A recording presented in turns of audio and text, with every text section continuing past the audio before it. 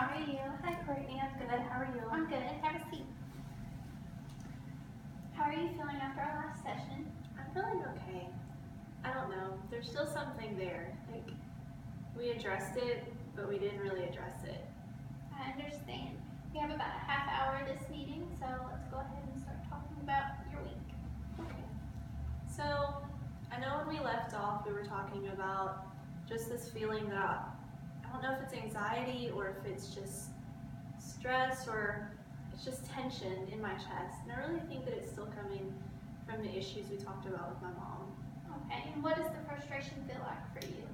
It just feels like a big wad of concrete, maybe, or a straitjacket in my chest, or just something that gets really tight. And the only way that it's going to feel better is if it just like bursts open, or I don't know, it's just like so heavy, but at the same time so empty.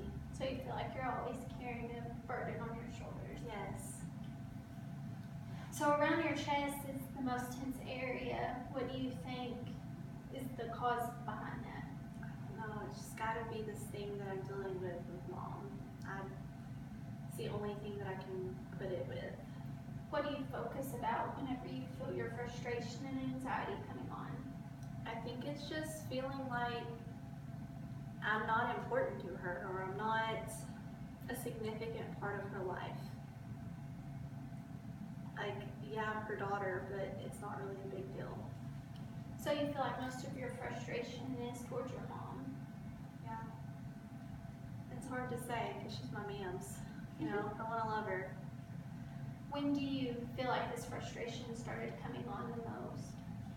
It's been there for a long time, but I feel like the more you and I talk about it, the more I start thinking about it again and taking it out of that filing cabinet that I put it away in. It's easy to do whenever you feel frustration about something, to put it on the back burner, but one day you're going to have to overcome it and accept it.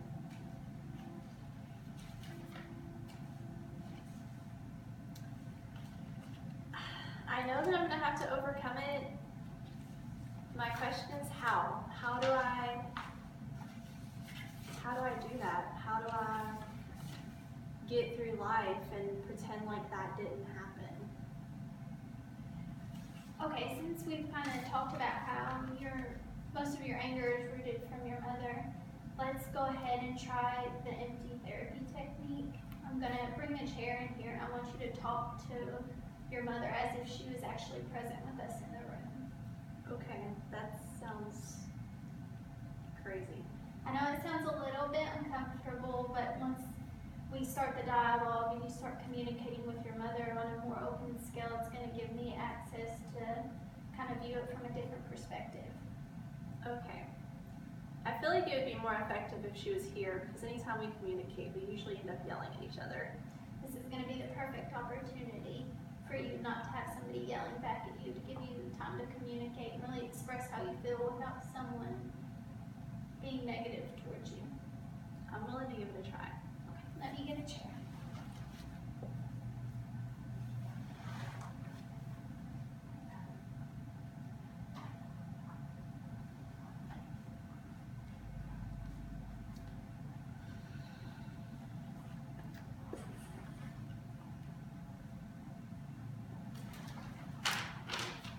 So I'll go ahead and introduce your mother. What is your mom's name? Angela. Angela? Okay.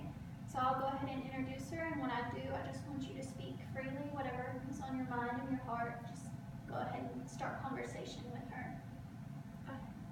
Hi Angela, thank you for joining us today. I just wanted to have time for you and Cinnamon to sit down and talk. Here's that thing. So, Mom, I feel like we started out with a good relationship. I feel like in the beginning you put a lot of effort into being a mom and taking care of me.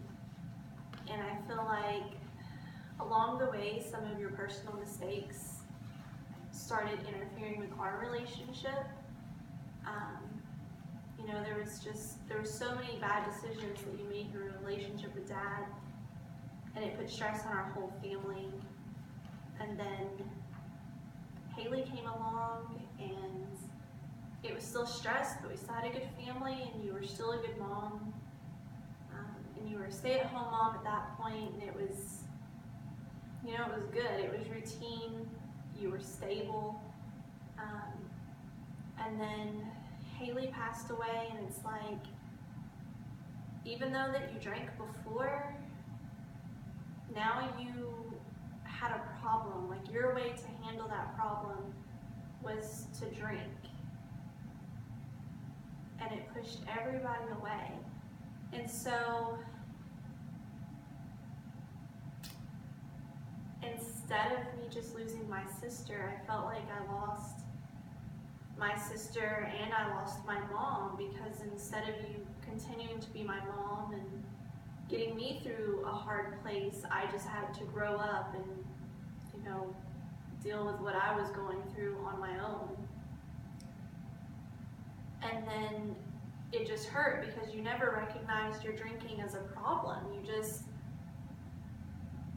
It was our problem. It's something that we had to deal with. And that's just the way you are, and we just had to accept that. And I don't feel like that was fair, especially now that I'm an adult who has drank and realized that drinking was a problem and just put it away because my family was more important than drinking. And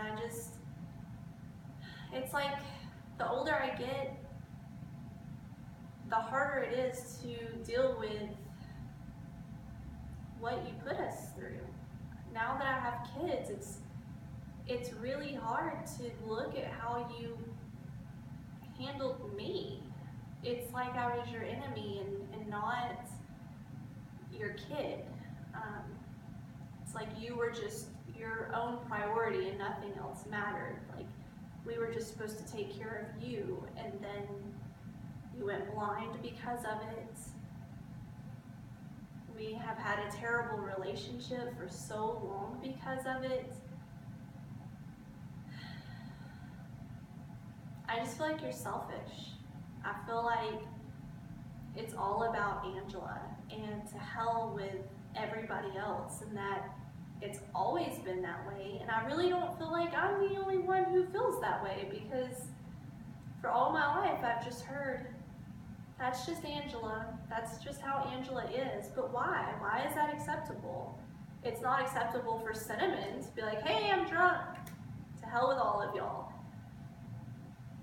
I have a family to take care of. I have a daughter who needs her mom the way I needed my mom. And, you know, you were supposed to be a role model for me. And not saying that any of the bad decisions that I've made were your fault, but I certainly didn't have a good example to follow. Just, I wish you would have put more energy into us instead of killing yourself one can of beer at a time. You know, and then my daughter came along, and because I didn't birth her, you denied her as your grandkid.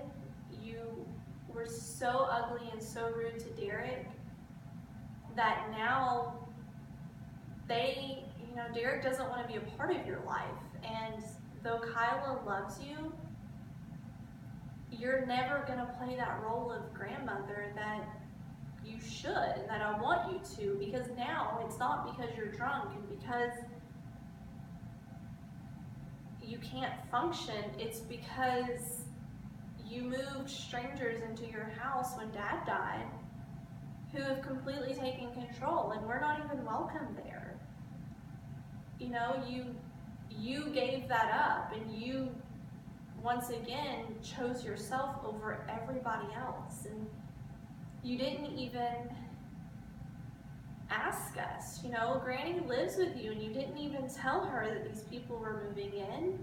I'm your only kid, and you never talked to me about it or got my opinion. It's just how it was because that was your house. And then you accused me of abandoning you when I moved to Kentucky, but I have a family, and my choice is to be with my family, the way I wish that you would have chosen to be a part of your family's life for so many years. And it's not just that you're not a part of my life, it's that now Granny isn't part of my life because she's too afraid to leave you. And so now I'm missing that part of my life, and she wants to be a part of my life, and it just makes me really mad because you're so selfish, everyone else pays. Wow, I wanted to say that for so long.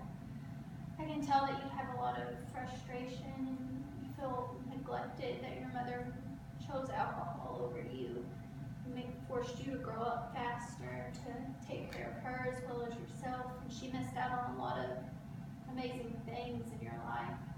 She did, and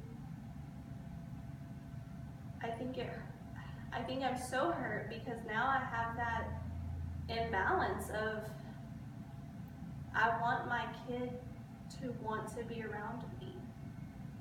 So it probably makes me a little more lenient at times, but really I want to be very involved in her life and be a good mentor and be someone who puts her into the right direction, so it probably makes me a little bit overbearing at times. So not only do you have the problem of your mother can't be a part of your daughter's life, she was absent then and she's absent now as a grandmother. So I can see that bringing frustration for you. It does, and it sucks.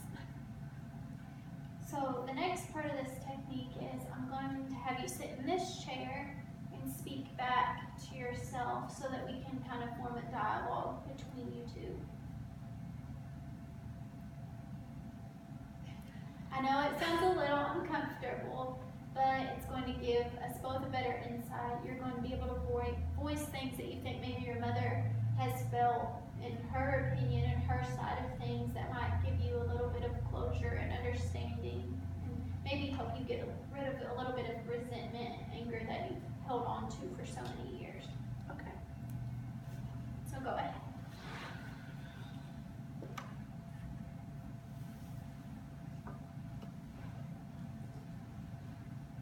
So I just start talking to myself? Anything you feel, anything that comes to mind, however you think your mother would respond in a less angry way, how you wish she